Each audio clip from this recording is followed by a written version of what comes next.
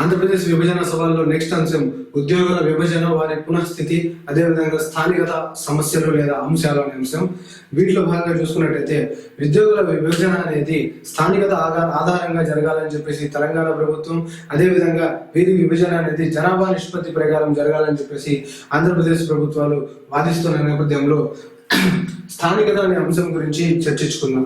ముఖ్యంగా స్థానికత అంటే ఆ ప్రాంతంలో నివసించే వాళ్ళు లేదా ఆ ప్రాంతానికి చెందిన వారు అని చెప్పేసి చెప్పుకోవచ్చు.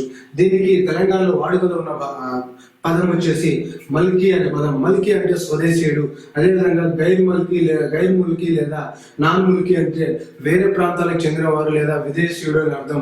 మొట్టమొదటిసారిగా తెలంగాణ రాష్ట్రంలో 1888 సంవత్సరంలో తెలంగాణ రాష్ట్రంలో కాదు, మొట్టమొదటిసారిగా 1888 సంవత్సరంలో అప్పటి రాజు అయినటువంటి ఏడి మీర్ మహబూబ్ అలీ ఖాన్ ఈయన నేతృత్వంలో మొట్టమొదటిసారిగా మల్కీ నిబంధనలు అనేవి ప్రవేశపెట్టడం జరిగింది లేదా అమలు చేయడం జరిగింది అని చెప్పుకోవచ్చు.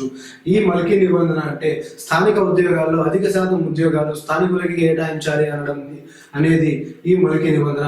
అంటే స్థానిక ఉద్యోగాలు అంటే స్థానికంగా ఉన్నటువంటి ప్రభుత్వ ఉద్యోగాలు కానివ్వండి, వేరే ఉద్యోగాలు కానివ్వండి, వీటిలో ఉన్నటువంటి ఉద్యోగాలు అధిక శాతం ఉద్యోగాలు అనేవి అక్కడ ఉన్నటువంటి స్థానికులకి కేటాయించాలనేది ఈ మల్కీ నిబంధన.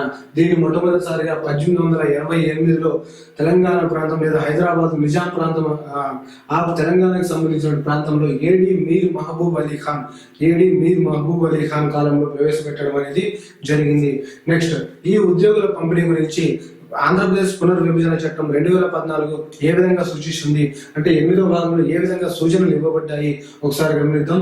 సెక్షన్ 76 ప్రకారం, ఈ సెక్షన్ 76 లో ఉమ్మడి ఆంధ్రప్రదేశ్ కు చెందినటువంటి అఖిల భారత సర్వీసు నియామకాల గురించి లేదా పంపిణీ గురించి పూర్తి బాధ్యత కేంద్రం అని చెప్పేసి తెలియజేయడం జరిగింది. అంటే వీరి యొక్క అఖిల భారత సర్వీసులకు సంబంధించినటువంటి ఉద్యోగుల యొక్క పంపిణీ అనేది కేంద్రం ఈ బాధ్యత అనేది కేంద్రం మీద ఇవ్వడం జరిగింది. అదేవిధంగా సెక్షన్ 72లో రాష్ట్ర సర్వీసులకు సంబంధించినటువంటి నియామకాల గురించి తెలియజేయడం జరిగింది. అదేవిధంగా సెక్షన్ 78లో ఈ సర్వీసుల విషయంలో అంటే ఇక్కడ వచ్చేసి రాష్ట్ర సర్వీసులకు సంబంధించినటువంటి లేదా ఉద్యోగుల పంపిణీ గురించి తెలియజేయబడింది. అదేవిధంగా ఈ సర్వీసుల యొక్క నియామకాల గురించి సెక్షన్ 78లో తెలియజేయబడింది. అదేవిధంగా సెక్షన్ 79లో ఉమ్మడి రాష్ట్రాలకు సంబంధించిన సర్వీసులో ఒక వ్యక్తి యొక్క కొనసాగింపు అంటే ఆంధ్రప్రదేశ్ ఉమ్మడి రాష్ట్రంగా ఉన్నప్పుడు అంటే రాష్ట్ర విభజన జరగకముందు ఉమ్మడి సంస్థలో కొనసాగుతున్నటువంటి ఉమ్మడి రాష్ట్రాలకు సంబంధించినటువంటి సంస్థలో కొనసాగుతున్న వ్యక్తి విభజన తర్వాత కూడా అదే పదవిలో అవసరమైతే కొనసాగుతారని చెప్పేసి ఈ సెక్షన్ లో పొందుపరచడం జరిగింది. అదేవిధంగా సెక్షన్ 80 ప్రకారం విభజన కోసం అంటే ఈ ఉద్యోగుల విభజన కోసం రెండు రాష్ట్రాల మధ్య పంపిణీ చేయడం కోసం ఆంధ్రప్రదేశ్ విభజన ఏర్పాటైన తర్వాత 30 రోజుల్లోపు కేంద్రం ఒక సలహా కమిటీని, 1 లేదా 2 సలహా కమిటీలని ఈ ఉద్యోగుల విభజన కోసం ఏర్పాటు చేయాలని చెప్పేసి ఈ సెక్షన్ 80 సూచిస్తుంది. అదేవిధంగా సెక్షన్ 80 వచ్చేసి ఆ ఉమ్మడి ఆంధ్రప్రదేశ్ 2 రాష్ట్రాల్లో ఉన్నటువంటి ప్రభుత్వ ఉద్యోగుల్లో అవసరమైతే కేంద్ర ప్రభుత్వం అదేవిధంగా రాష్ట్ర ప్రభుత్వానికి సంబంధించిన ఉద్యోగుల యొక్క బదిలీలు లేదా వారిపై ఆదేశాలు ఇవ్వడానికి, వారి పంపిణీ గురించి ఆదేశాలు ఇవ్వడానికి కేంద్రానికి ప్రత్యేక అధికారం ఇవ్వడం గురించి ఈ సెక్షన్ 81లో పేర్కొనడం జరిగింది. అంటే అవసరమైతే ఆంధ్ర ప్రభుత్వం కావచ్చు, అదేవిధంగా కేంద్ర ప్రభుత్వానికి సంబంధించినటువంటి సర్వీస్ నియామకాలు కావచ్చు, వీరి యొక్క పంపిణీ గురించి లేదా బదలాయింపుల గురించి కేంద్రం ఆదేశాలు ఇవ్వవచ్చు అని చెప్పేసి ఇక్కడ ఇవ్వబడినటువంటి ప్రత్యేక అధికారం గురించి తెలియజేయడం జరిగింది. అదేవిధంగా ప్రభుత్వ రంగ సంస్థలలో అంటే ఉమ్మడి ప్రభుత్వ రంగ సంస్థలు అంటే అసెంబ్లీ కానివ్వండి, సచివాలయం కానివ్వండి, అదేవిధంగా ఉమ్మడి ఆంధ్రప్రదేశ్ సంబంధించినటువంటి ట్రెజరీ కానివ్వండి, ఇలాంటి ప్రభుత్వ రంగ సంస్థల్లో పనిచేస్తున్న వ్యక్తులని 1 సంవత్సరం పాటు తాత్కాలికంగా తెలంగాణలో కొనసాగిస్తారు. అంటే వీరి కొనసాగింపు అనేది తాత్కాలికంగా 1 సంవత్సరం ఉంటుంది. ఈలోపు వీరిని ఆంధ్ర మరియు తెలంగాణ రాష్ట్ర ప్రాంతాలకు విభజన చేయాలి అని చెప్పేసి ఈ సెక్షన్ 82లో పేర్కొనడం జరిగింది. అదేవిధంగా సెక్షన్ 83లో రాష్ట్ర సర్వీసు కమిషన్, రాష్ట్ర ప్రభుత్వ సర్వీస్ కమిషన్ల నియామకాల గురించి తెలియజేయడం జరిగింది. దీనిలో భాగంగా ఆంధ్రప్రదేశ్ ఉమ్మడి రాష్ట్రంగా ఉన్నప్పుడు ఉన్నటువంటి ఆంధ్రప్రదేశ్ రాష్ట్ర పబ్లిక్ సర్వీస్ కమిషన్ అనేది ఆంధ్రప్రదేశ్ కు వర్తిస్తుంది. అదేవిధంగా తెలంగాణ రాష్ట్రానికి నూతన పబ్లిక్ సర్వీస్ కమిషన్ అనేది ఏర్పాటు చేయాలని చెప్పేసి ఈ సెక్షన్ 83లో పేర్కొనడం జరిగింది. ఇవి ఆంధ్రప్రదేశ్ పునర్విభజన చట్టం 2014లో కొన్ని సెక్షన్స్ లో ఈ ఉద్యోగుల విభజన గురించి పేర్కొనబడినటువంటి అంశాలు. నెక్స్ట్, స్థానికతకు రాజముద్ర. అంటే ఈ ప్రాంతాల లేదా ఈ ఉద్యోగుల విభజన అనేది స్థానికత నేపథ్యంలో విభజించాలని జరుగుతున్న తెలంగాణ రాష్ట్రం కోరుతున్న నేపథ్యంలో ఈ స్థానికత గురించి 2016 జూన్ 9లో రాష్ట్రపతి గారు ఇచ్చిన ఉత్తర్వులను సవరిస్తూ 2016 జూన్ 10న కేంద్ర హోంశాఖ ఉత్తర్వు ఇవ్వడం అనేది జరిగింది.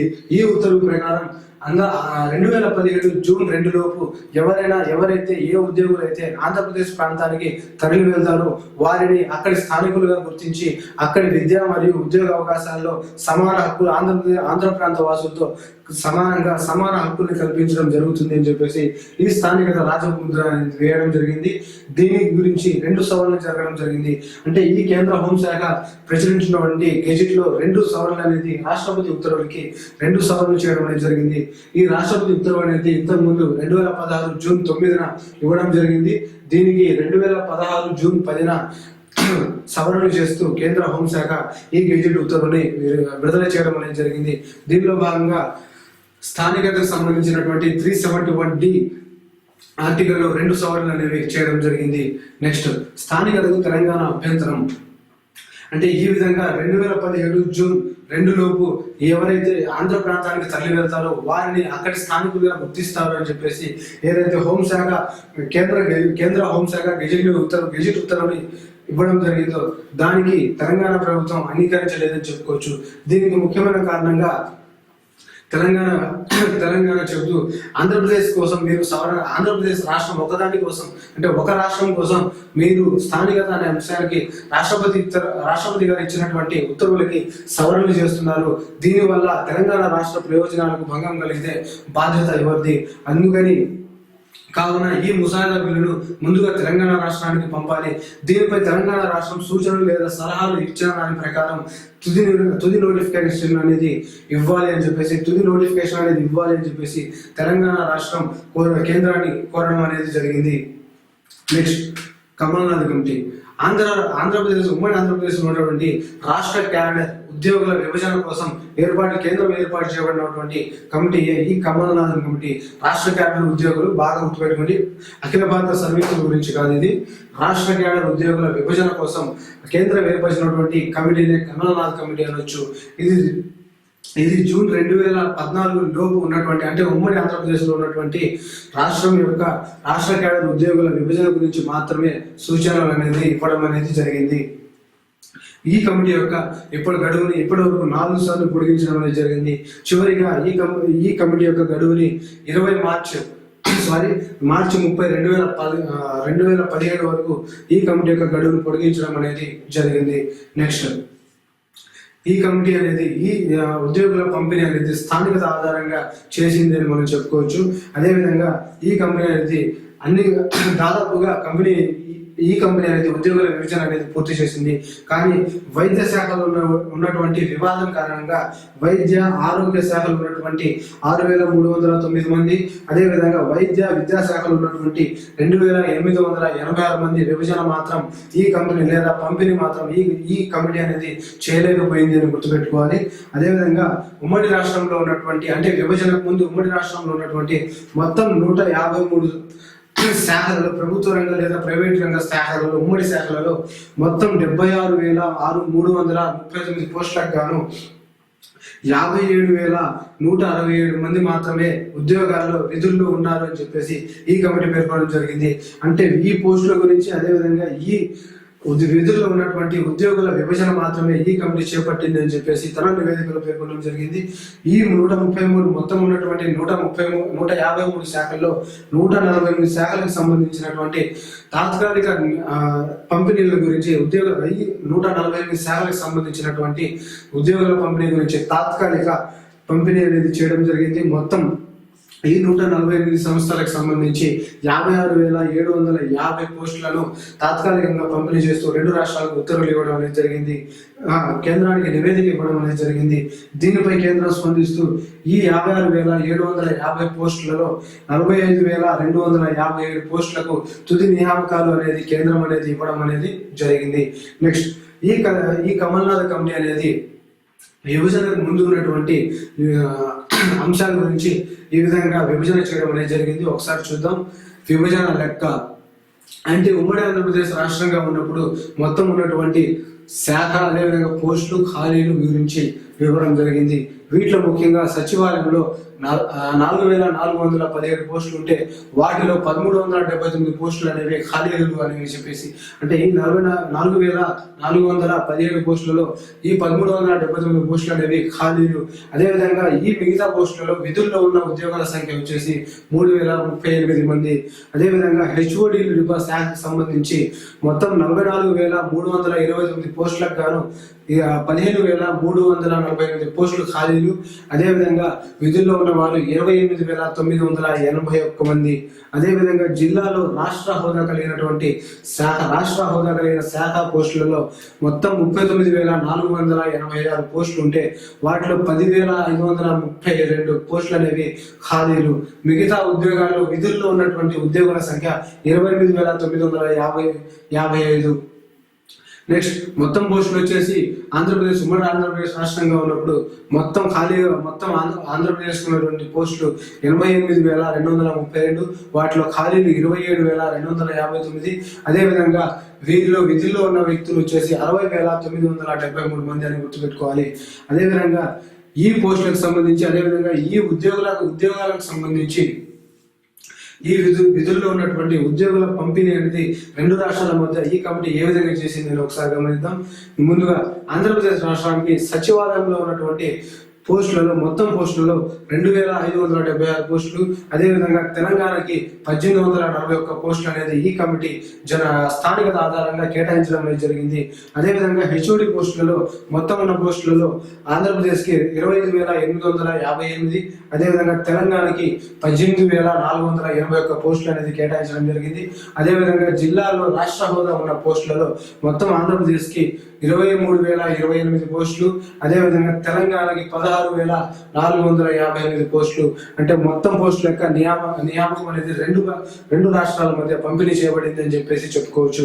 అదేవిధంగా ఏ రాష్ట్రానికి ఎంతమంది ఉద్యోగులు ఇక్కడ పోస్టులను పంపిణీ చేస్తారు, అదేవిధంగా ఇక్కడ విధుల్లో ఉన్నటువంటి ఉద్యోగులని ఏ రాష్ట్రానికి ఎంతమందిని పంపిణీ చేశారో ఒకసారి చూస్తే ఆంధ్రప్రదేశ్ రాష్ట్రానికి సచివాలయం నుంచి 1,771 మంది ఉద్యోగులని కేటాయించడం అనేది జరిగింది.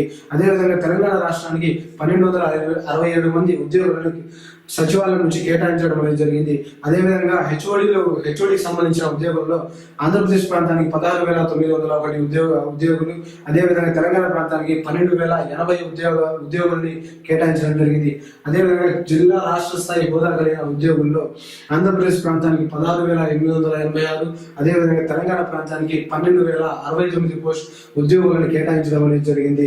ఇవి మొత్తానికి ఆంధ్రప్రదేశ్ పునర్విభజన చట్టంలో పేర్కొన్నటువంటి 8వ భాగంలో పేర్కొన్నటువంటి ఉద్యోగుల విభజన గురించి సంబంధించినటువంటి అంశాలు.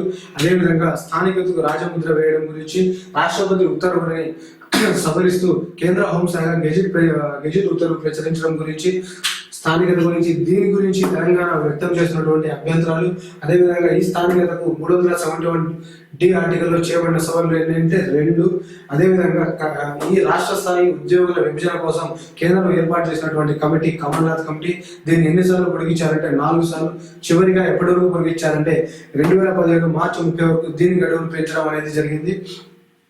నెక్స్ట్ వైద్య శాఖలో ఉన్న వివాదం కారణంగా వైద్య ఆరోగ్య మరియు విద్యా శాఖలో ఉన్నటువంటి ఉద్యోగుల పంపిణీ అనేది చేయలేకపోయింది ఈ కమిటీలో బాగా గుర్తుపెట్టుకోండి. నెక్స్ట్ ఆంధ్రప్రదేశ్లో ఉమ్మడి రాష్ట్రంలో ఉన్నటువంటి మొత్తం శాఖలన్నీ, వాటిలో ఈ కమిటీ పంపిణీ చేసినటువంటి శాఖలన్నీ, మొత్తం ఉద్యోగులు ఎంతమంది, అదేవిధంగా మొత్తం పోస్టులు ఎన్ని, అదేవిధంగా మొత్తం ఉద్యోగులు ఎంతమంది, అంటే రాష్ట్ర విభజన జరగక ముందు ఆ విధుల్లో ఉన్నటువంటి మొత్తం ఉద్యోగుల సంఖ్య 57,167. అదేవిధంగా వీరిలో ఎంతమందిని కేంద్రం అనేది తుది నియామకాలు అనేది అంటే 153 శాఖలు 145 శాఖలు గాను 56,770 మంది ఉద్యోగుల పోస్టులు పంపిణీ చేస్తే దీనిలో 45,257 పోస్టులను కేంద్రం తుది నివేదిక లేదా తుది ఉత్తర్వు అనేది ఇవ్వడం జరిగింది అని చెప్పేసి గుర్తుపెట్టుకోవాలి. అదేవిధంగా విభజనకు ముందు ఏ శాఖలో ఏ పోస్టులు, అదేవిధంగా వాటిలో ఉన్న ఖాళీలు, అదేవిధంగా విధుల్లో ఉన్న ఉద్యోగుల సంఖ్య, అదేవిధంగా ఏ రాష్ట్రానికి ఎన్ని పోస్టులు కేటాయించడం జరిగింది, అదేవిధంగా ఏ రాష్ట్రానికి ఎంతమంది ఉద్యోగులను కేటాయించడం జరిగింది అని చెప్పి అంశాలను గుర్తుపెట్టుకోవాలి. నెక్స్ట్, ఆంధ్రప్రదేశ్ అఖిలపక్ష సర్వీసులకు సంబంధించినటువంటి విభజన గురించి, అదేవిధంగా మలికి నిబంధనల గురించి, హైకోర్టు ఇచ్చినటువంటి ముఖ్యమైన డేట్ల గురించి, వేరే అంశాల గురించి చర్చించుకుందాం.